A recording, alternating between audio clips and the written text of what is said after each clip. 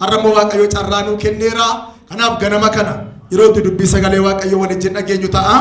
Bakka teenyu miila keenyaan kaanee dhaabannee dubbii sagalee Waaqayyoo nan dubbisa.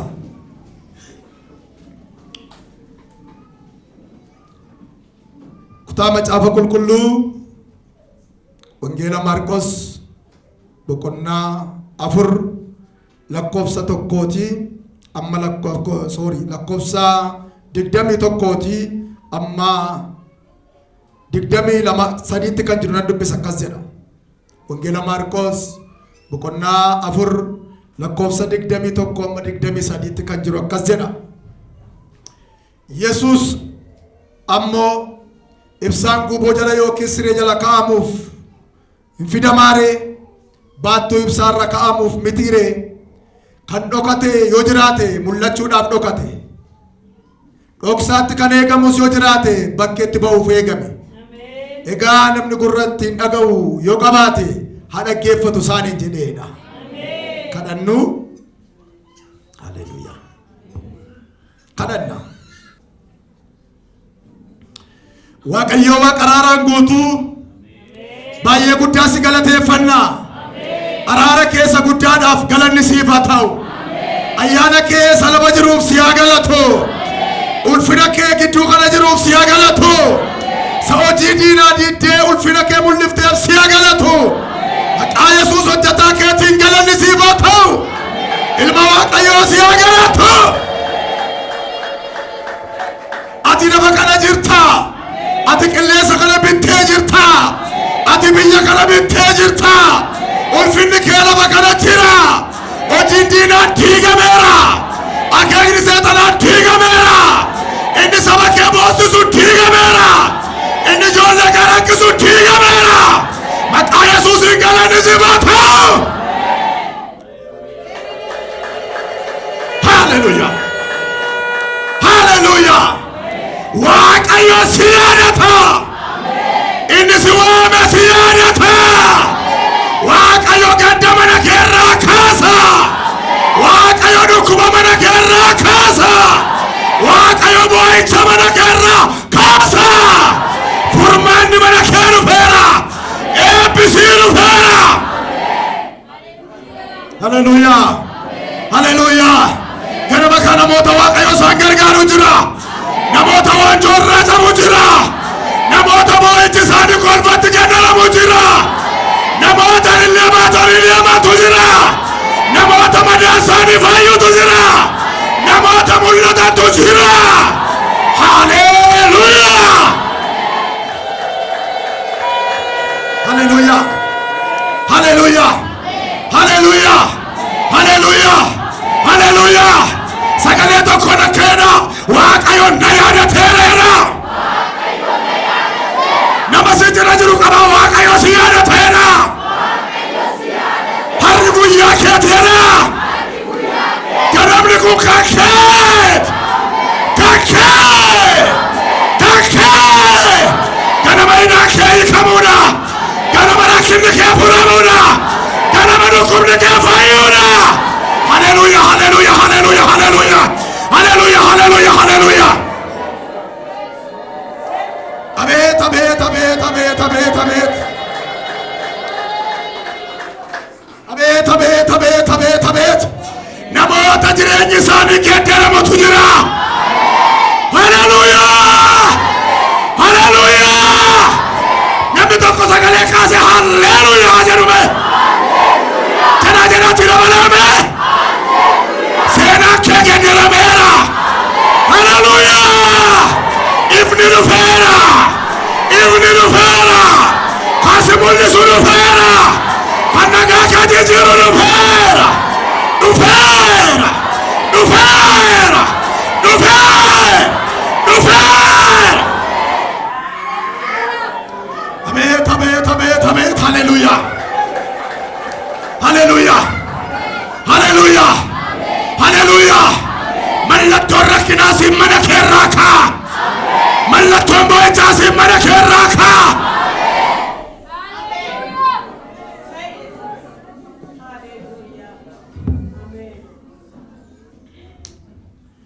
Gooftaa ati mul'adhu. Gooftaa ati argami. Gooftaa ati saba kana jijjiiru mul'adhu. Gooftaa ati argami. Gooftaa ati gidduu kana waan jirtuuf si haa galatu. Sabni kee haa gargaaramu. Abdiin isaa jijjiiramu. Seenaan isaa jijjiiramu. Maqaa Fayyisaa keenya Yesuusiin galateeffadhaa ta'a.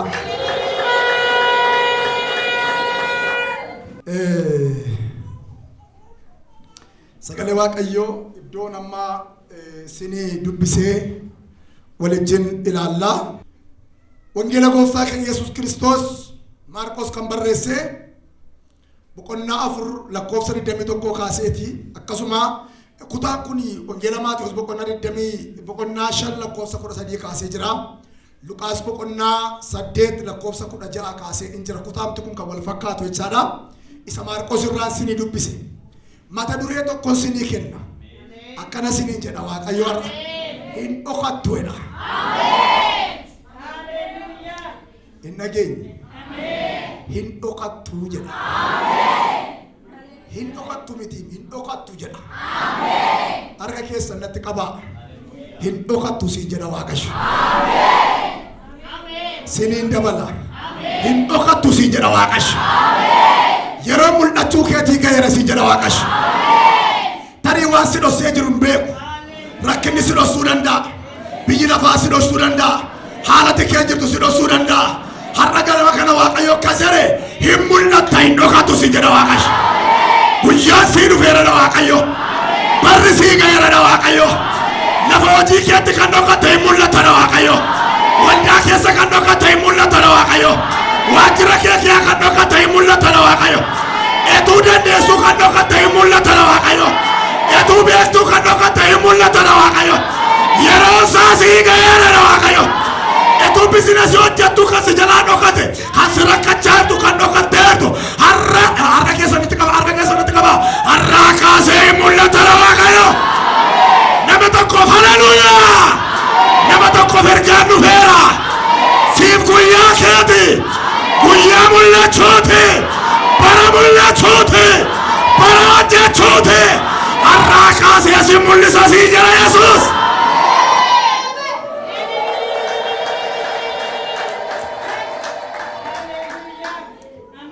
Waan isin itti mul'attan beekuu yoon baadhillee har'a ganama kana garuu Waaqayyo kaa'edhe na mul'isa ijoollee koonaan jedhe. Harka mirgaasa qaba kaashee qaba ol kaasa kana booda hin dhokattu hin mul'attaatti jedha. Yeroo sii gaheeratti jedha. Barri sii gaheeratti jedha. Har'aa kaasee jedha. Waaqayyo sitti dubbateera jedha. Gola dhoofamte kana keessaa jedha. Golatti dhoofamte kana keessaa jedha. Harki Waaqayyo si baaseera jedha. Yeroo kan keeti jedha. Har'aa kaasee siif haa ta'u. Mul'anni kee haa ba'u. Tajaajilli kee haa ba'u. Waaqeffannaa kee haa ba'u. Ayyaanni kee haa ba'u. Bizinesiin kee haa ba'u. Beekumsi kee haa ba'u. Si haa mul'isu Waaqayyo.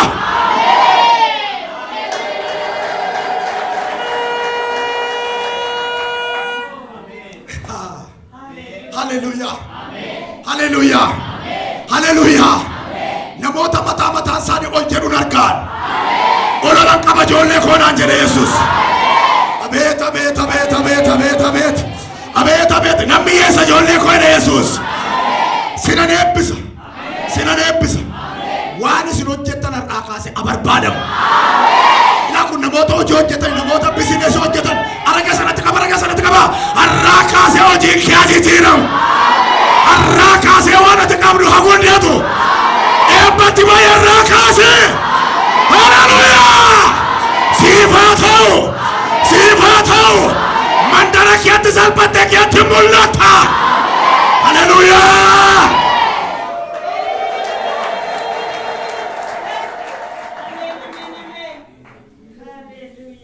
Abbaan hojii Waaqayyoodha. Kanaaf yeroo keetiin dhokattuu siin jedha. iddoo kana kutaa gooftaan dubbateedha. Iddoo nama sinitti muudhaaf jedhu iddoo kanatti waa'ee ifaa dubbata. Ifni maal akka ta'e? Ifni maal akka ta'e dubbata. Ifni amala isaa keessatti bakka jiru beekama. Ifni bakka inni jiru beekama. Amma asii ifa jira garuu ifni kan inni sirriitti ittiin beekamu ifni halkan beekama. Ifni halkan beekama. Kanaaf Yesuus Kiristoos ofii isaati ifa akka ta'e, ifa biyya lafaa akka ta'e, ofii isaati dukkana ibsuu akka danda'u, ofii isaati addunyaa ibsuu akka danda'u sagalee Waaqayyoo in dubbata. Har'aa waa'ee ifaa gooftaan keenya Yesuus Kiristoos ifaan qabee gaafa dubbatu baattuu ibsaa fi ibsaadhaan qabee har'aa isinitti dubbachuu barbaada. Galanni Waaqayyoof haa ta'u. Egaa kanaaf Yesuus Kiristoos iddoo nama dubbise irratti maal jedhaa? Yesuus immoo ibsaan guuboo jala yookiin siree jala ka'amuuf hin fidamaaree baattuu ibsaarra ka'amuuf mitiiree jedhe. Yesuus Kiristoostu bakka ibsaan taa'uu fi ibsaan maal akka ta'e ibsa.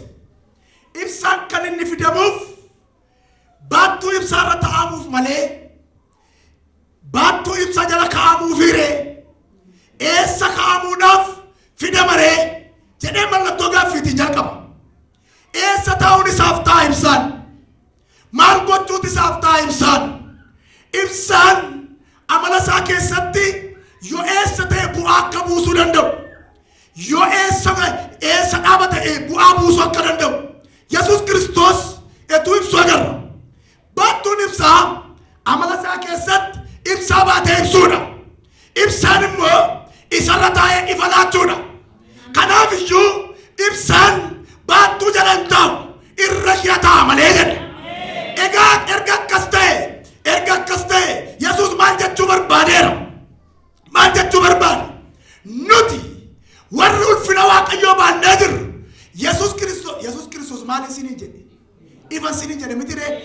Yesuus Kiristoos anaaf isin keessa gaafa ta'u ibsuun akka irra jiru, dhokfamuun akka irra hin jirre nurra taa'ee addunyaatti mul'achuu akka barbaade. Ifni nurra jiru kun biyya lafaa ga'uu akka danda'u. Ifni nurra jiru kun dhaloota dukkana kee jiran bira ga'uun akka irra jiru. Ifni kun dhokachuun irra jiru mul'achuutu irra jira malee. Egaa nuyi warra ifa baate jiru. Warri ifa baatanii jirtan. Ifni isin keessaa mul'atu. Ifni isin irra jiru mul'atu. Dibanni isin irra jiru mul'atu. Ayyaanni isin irra jiru mul'atu. Haleluuyaa.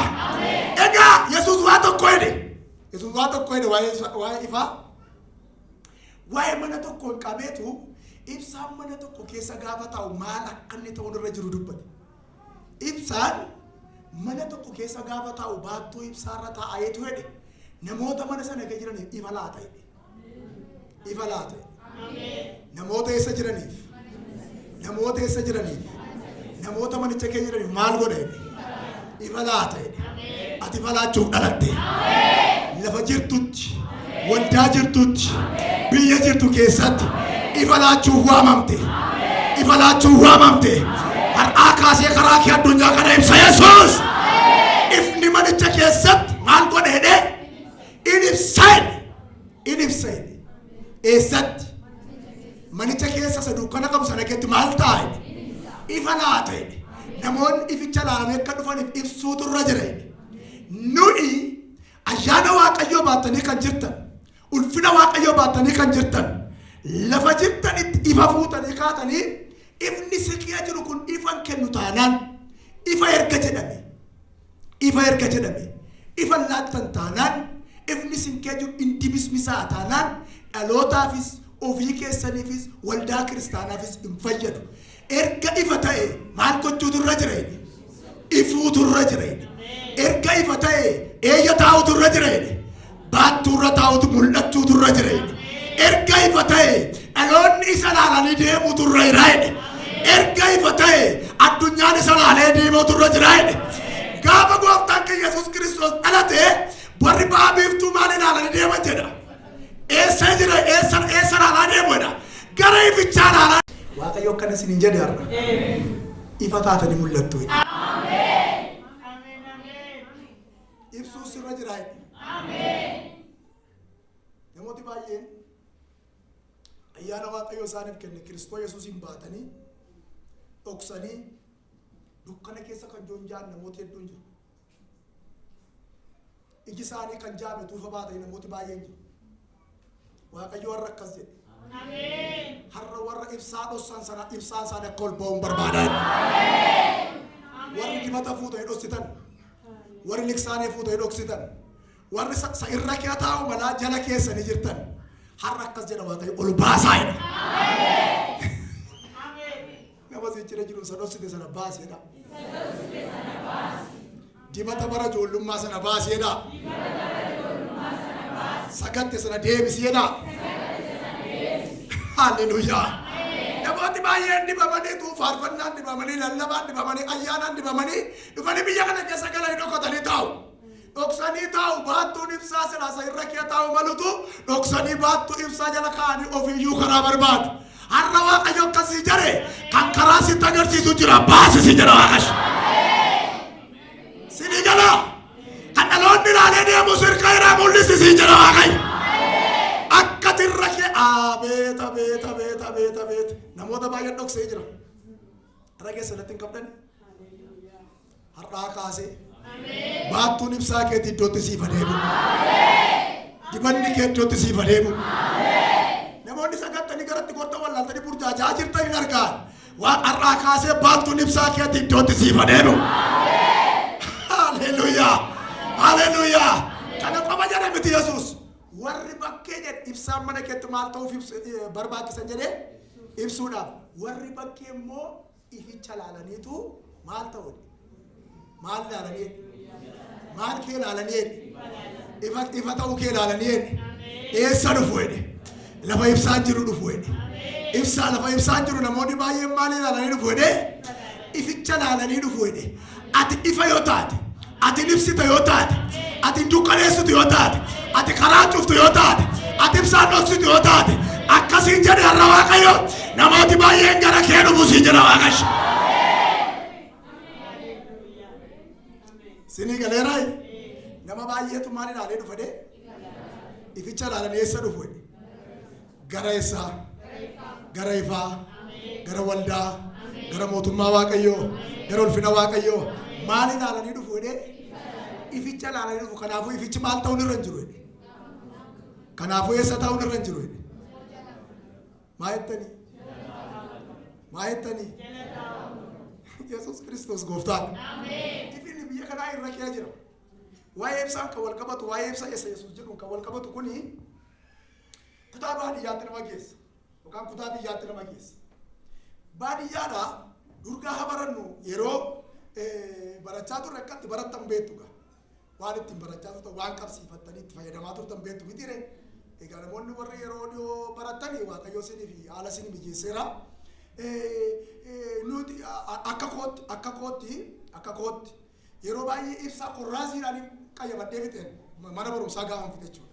Korraasiidhuma fudhannee irra keetti fayyadamna. Amma mallattoo isa kana fakkaata fakkeenyichi. Fakkeenyi isa kan fakkaata. Isa kana miti. Isa zamanaawii kana miti. Isa kana miti amma ibsaan jedhu kunoo irra keessaa eessaa jala dhufu. Jalattoo sila sin ibsu. Amma inni Yesuus jedhu sun isaanis korraasii biyyaa itti fayyadamnu sana yookaan shaamaa fayyadamnu sanatu yoo jedhe yoo baattuun kun yoo irra kee taa'e malee jala kaa'amuudhaaf hin fayyaddu bu'aan buusu dhokattee hin fayyaddu yoo irra kee baattuu irra teesse malee maal jennaan yoo si falaatte ati mee kanatti falaachuu dandeessu yoo irra keessa gorteedha. Waaqayyo warra jala jiran irra keessa naa qabu. Dibata keessan irra keessaa qabu. Yoos waldaa keetti ibsita. Yoos biyya keetti ibsita. Yoos namoonni baay'een ilaalee dhufaan sii jedhan. Kanaaf arragaa gooftaan akkana jedhe. Erga akkas ta'ee ibsaan baattuurra taa'a erga ta'e hin dhokattu jedhe. Kan dhokfame yoo jiraate mul'achuudhaaf dhokfame jedhe.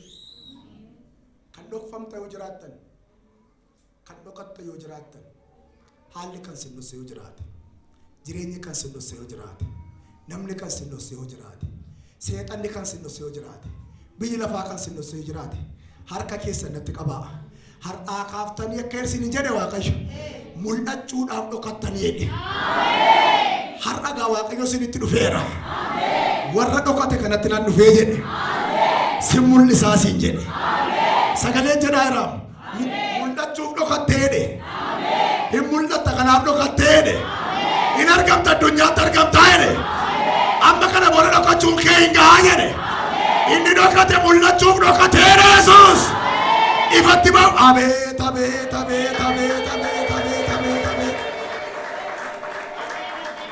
maaliif akkasin dhokattan maaliif akkasin gaafachaa jirtan sinitti mi'arra maaliif jedhee maal gochuuf dhokattan jedhe maal gochuuf dhokattan jedhe mul'achuu meedama sin jira jiru suuta dhaatii nama gurguddaan jira mul'achuu maaf dhokattaniidha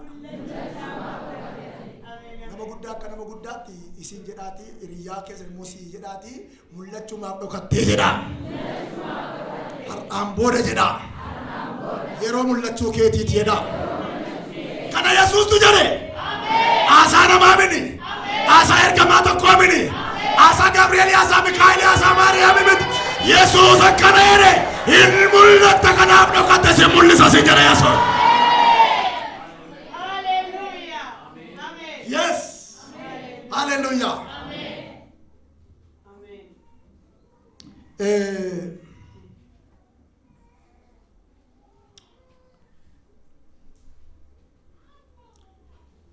Daawit yakkaseera.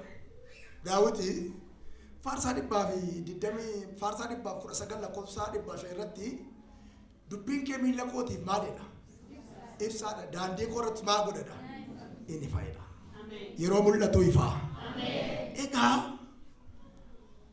waan gaggabaabaan sinitti mee Waaqayyoon kadhannaa akka nuti dhokannu kan godhu maali kan jedhu waan gaggabaabaa tokko sinitti akka nuti dhokannu kan godhu maali tokko isa Waaqayyoo nu fo'ate gaafa akka fo'annaa keenyaatti lakkoofu akka dhokannu kan godhu maali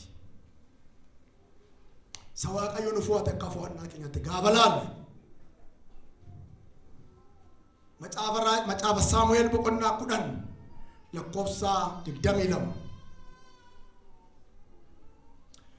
macaafni Saamu'eel boqonnaan 10 naannoo lakkoofsa 22 lakkoofsa 10 akkasuma lakkoofsa 17 kaaftanii gaafa laaltan waa'ee Saa'ol dubbata Waaqayyo Saa'olin hin barbaadu Waaqayyo jaallatee ma barbaadu akka inni hojjetaa isaa ta'uuf akka inni saba kana geggeessuuf Waaqayyo gaafa barbaadu gaafa Waaqayyo dibee hojiitti kennuudhaaf jedhu Saa'ol maal akka inni ta'e sagalee Waaqayyo dubbata Saamu'eel boqonnaa 10 yoo laaltan dibamuu Saa'ol kan dubbatu Saa'ol hin dibame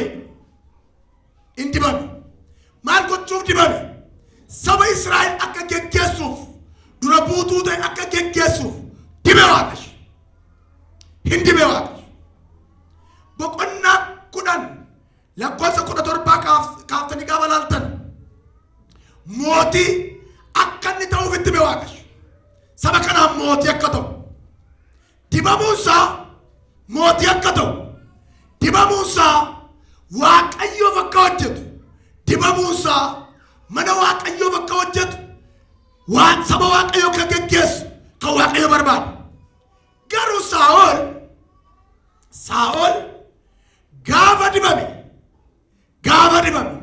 mootii ta'uunsaaf erga barbaadame maal godhe hin dhokateedha Waaqayyo mootii taata jedhee dibe hin dhokateedha kana jechuun waamicha Waaqayyo isaaf godhe akka waan kan ofiisaatti yeroo itti lakkaa'ee agarra Waaqayyo mul'isuu barbaada inni immoo yeroo itti gadi of dhowwatu yeroo itti mee keessumaa lakkoofsa 22 namni tokko dhaaba dubbisu Waaqayyo nama guddaa taata Waaqayyo sin beessa jedhee diba Waaqayyo sin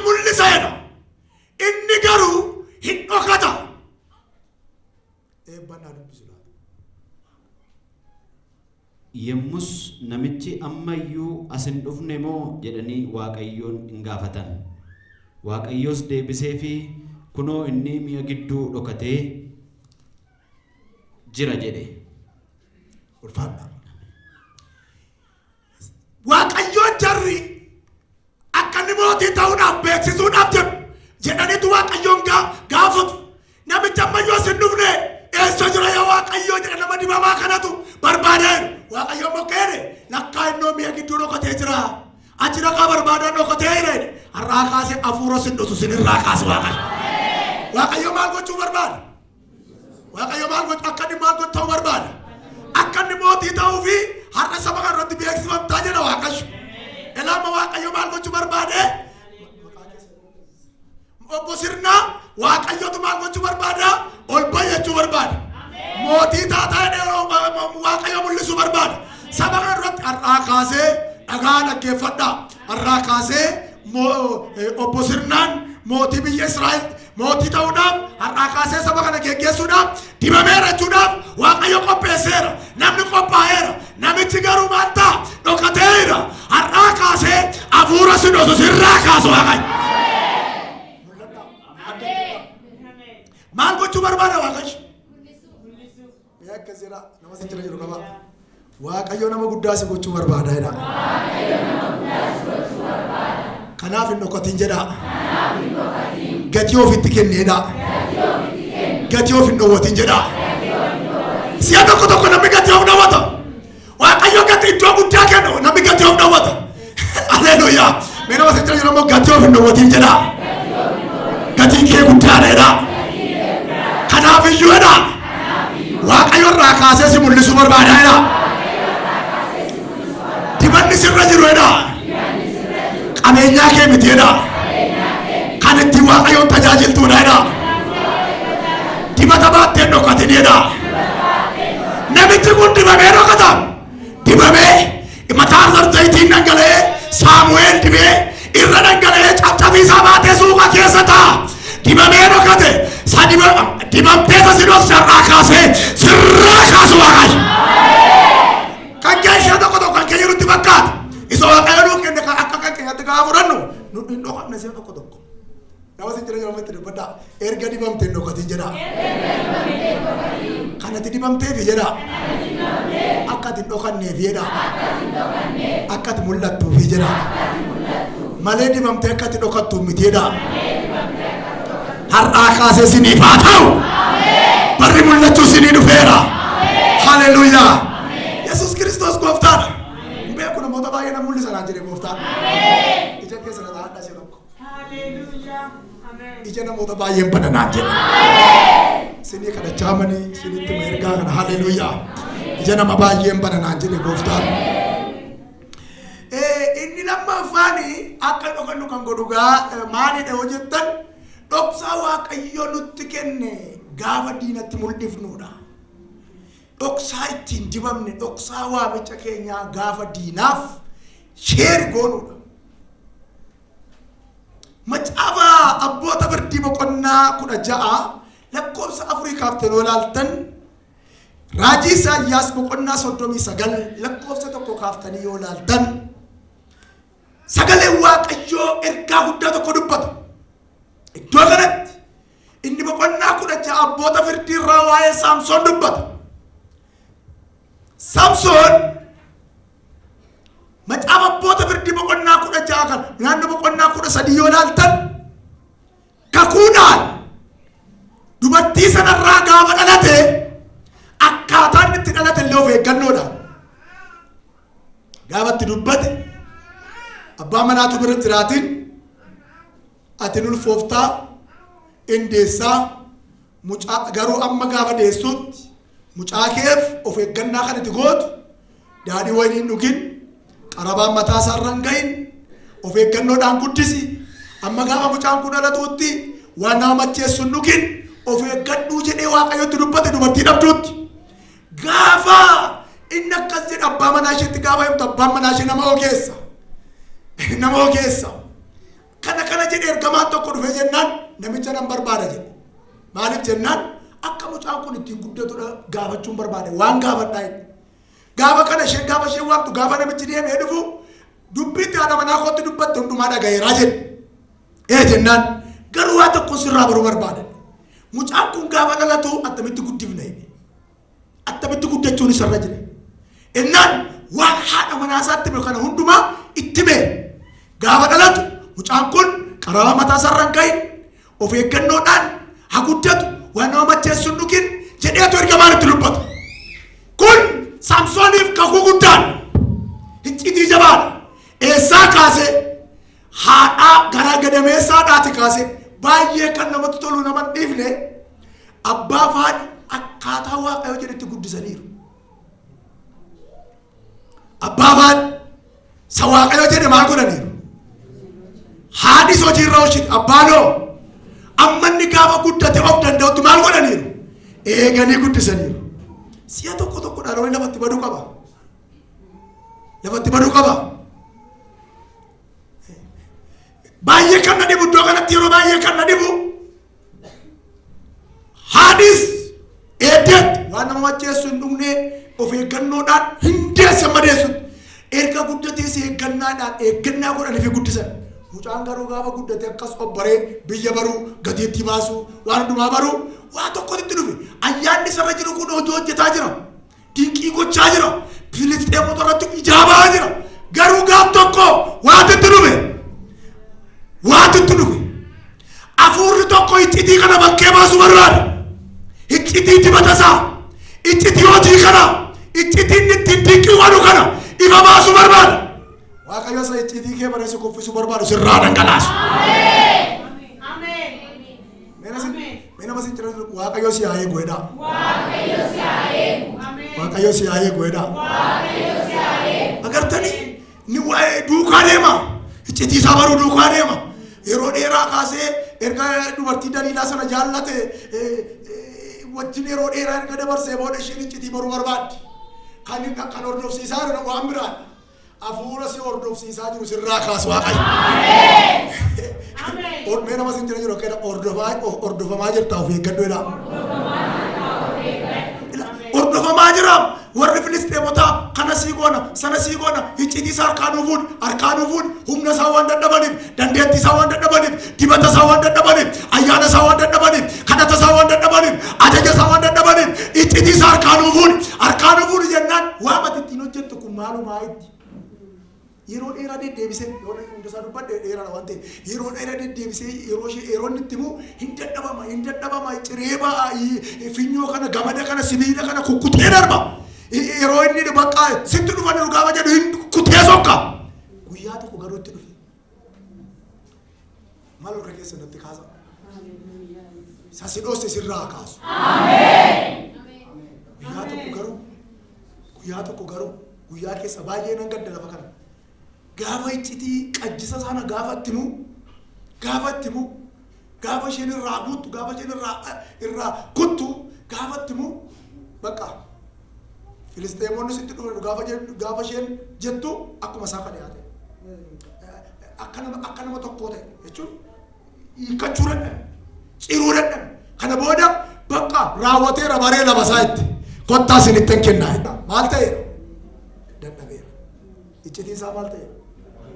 Barameera dibati isaa maal ta'eera rukutameera humni isaa maal ta'eera dadhabeera kana booda kottaa akka isaa kaleessaa mini waan tokko sin gochuu hin danda'u jette akka barbaadeetti dhufanii qabatanii deeman jedha afuura akka barbaadee si godhe sirraa kaasu kanaaf iccitii keenya gaafa diinatti mul'ifnu seexanni akka nu mul'anne godha har'aa kaasee Waaqayyoo isa nu dhokse nurraa kaase baay'ee kana gaddukiyaa isa dhumaa Simsoon waan godhe keessaa sadhumaa humna naa kenni jedheetu hundumtu erga ta'e booda ofiis du'ee hunduma nama baay'ee fixe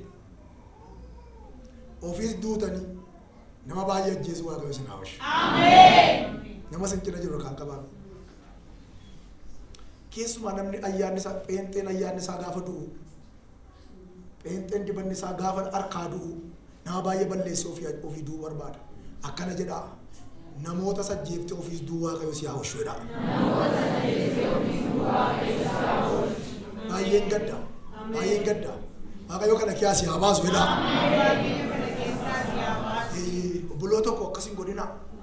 Ofiyyoo kuftan namni kan biraan akka kufuuf haala mijeessina. Ofiyyoo karaa gadhiiftan namni biraan akka inni karaa gadhiisuuf haala mijeessina. Akka inni karaatti deebi'u. Akka inni karaatti deebi'u. Akka inni of eeggadha. Of eeggadha. Namoota akkasii namoota lama jirtu of eeggadha. Inni macaafa Isaayyaas irraa gaaf tokko iddoon kun baay'ee na dhiba. Hisqiyaas dhukkufatee fayyi. Gaafa Hisqiyaas dhukkufatee fayyutu mootiin Baabiloon immoo harka fuudhii isaa geessa. Hariiroon qaban jarri kun diina. Harka fuudhii isaa geessa. Harka fuudhiin isaa geessu meetiidha, warqeedha, urgooftuu dibataa fuudheetu eeyyatti keessa Hisqiyaasiif kennaa godhee erga. Gaafa inni kennaa godhee ergu namichi kun kennaa harkaa fudhateetu hin daawwachiisa mana isaa keessa. Qabeenya qabu hundumaa takkachiin baasee, takkasiin baasee, takkachiin baasee hima daawwatu jarri. Hima daawwatu jarri. Jarri gaarummaaf akka isaan hin daawwatne Waaqayyo hin arge. Hin ilaala Waaqayyo. Jarri waan gaariif akka isaan hin daawwanne gola isaa hundumaa akka isaan hin ilaalle hin arge Waaqayyo. Innaan Isaayyaasiin itti ergeetu jara kanatti maal agarsiiftee jedhe. Maal nuti dhufan jennaan na gaafachuu dhufan jennaan maal itti agarsiifte jennaan waan mana koo jiru hundumaan itti agarsiise. Waan ni mataa raasee itti fakkaata gaafa sana. Waan mana koo jiru hundumaa hin arge. Egaa waa tokko sitti mae. Waan sitti mae qabeenyaan kee as jiru hundumtu gaaf tokko fe'amee gara Baabiloon akka dhaqu beeki. Maal jennaan itti agarsiise kan dhoksaa mana isaa, hiccitii mana isaa, wanduma isaa daawwachiise kan. Waaqayyo har'aa kaasee dhoksaa mana keessanii akkasin diinatti mul'ifne sinaa gargaara. Ameen. Ameen. Ameen. Sanyiin biyya kana keessa namni gaafa mana ijaarratu maal godhu? Jechuun akkas diina jechuu komite. Akkas fakkeenya kanatti chukooti. Gaafa mana ijaarrattan gaafa ayyaana godhattan maal gootu? Kottu maal na godhettu?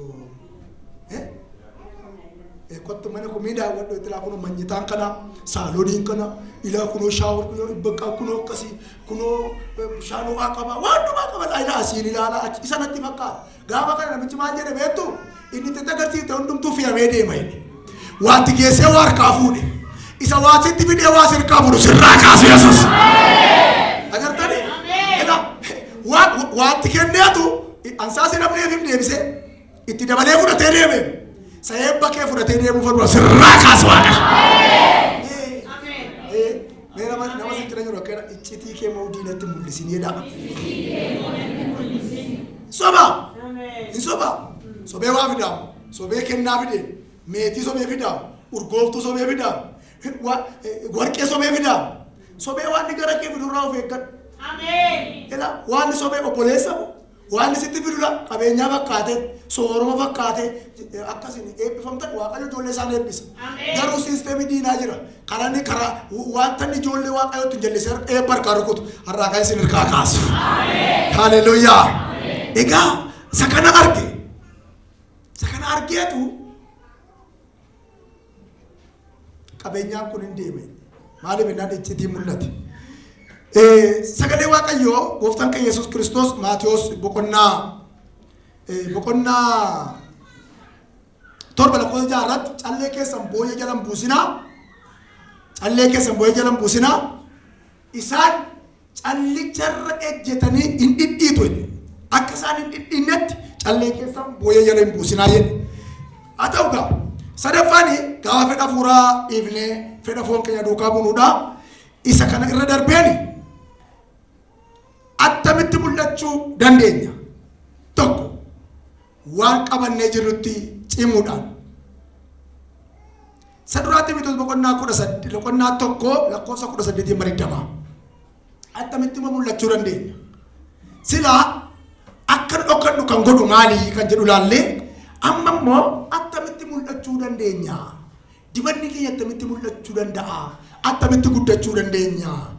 Waan qabannee jirrutti cimuudhaan yookaan hojjechuudhaan harka keessanitti kaasaa.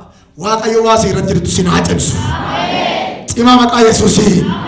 Yeroo sana hin mul'attu. Yeroo sana addunyaatti mul'attu. Phaawulos Xiimotewosiin akkas jedha. Xiimotewos duraa boqonnaa tokko lakkoofsa 18 irraa akkuma dubbatu meedha keessi dubbisa akkana. Ximitiyoos ilma koo akka dubbii waa'ee kee raajii dubbatamee gaarii goote akka loltuuf abboommi karraa sitti nan kenna. Kanaafis amantii yaada garaa qullaa qabaadhu. Namoonni tokko yaada garaa isaanii tuffachuu isaaniitiin amantii isaan akka caccabaa markabaa turreessaniiru.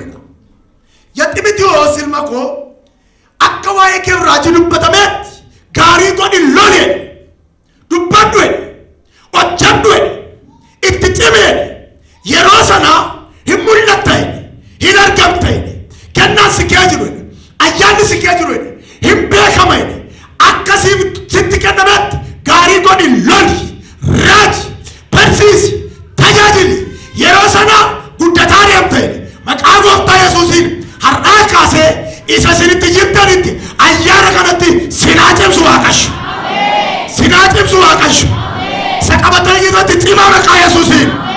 Inni lammaffaan kennaa nutti kenname dhoksuu dhiifnee gaafa ifa baafnetti hin hojjennu. Maatewos boqonnaa 5 lakkoofsa 13 hanga 16 gaafa dubbistan Yesuus Kiristoos isin soogidde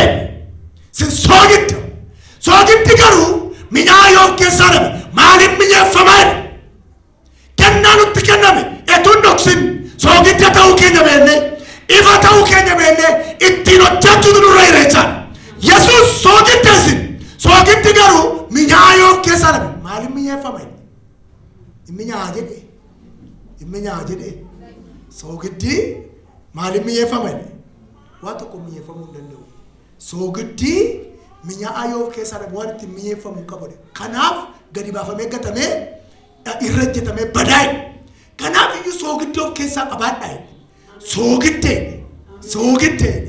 soogidda sina maal jedhe Yesuus maal jedhe ifa jedhe mitire ammoo maal jedhe soogidda ati soogidda jedhame immiyeessi ta'edha dhaloota hadhaa'e kana jedha seenaa hadhaa'e jedha karaa kee minyaa jedha seenaan kee minyaa'u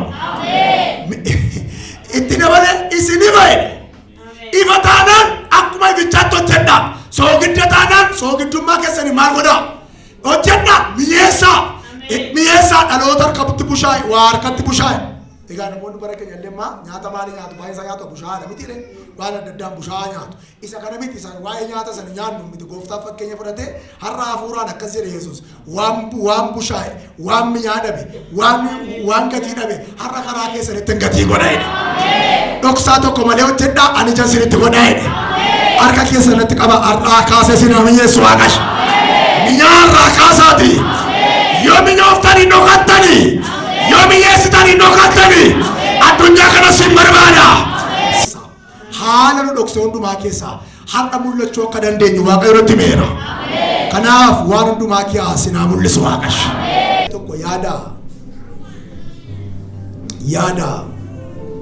maal jedhe Waaqayyo har'aa namoota waa harka isaanii galuun arga namoota bidda harka isaanii galuun arga waan haaraa qabadha ulfina qabadha eebba qabadha sadarkaa kee jijjiiramu sabarri kee jijjiiramu jijjiirame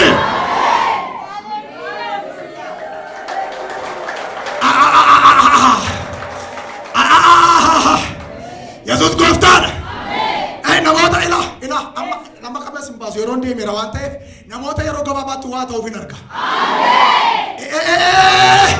isin hin nageenye waan haaraan hiikaa sagaleen akka rakkeene inni dhokatee mul'achuuf dhokateene har'aa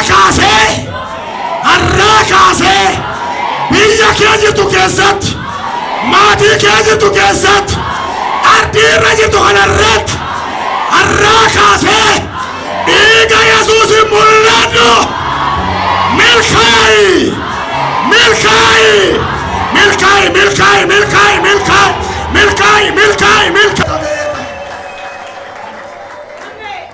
iyyaa galateeffadhaa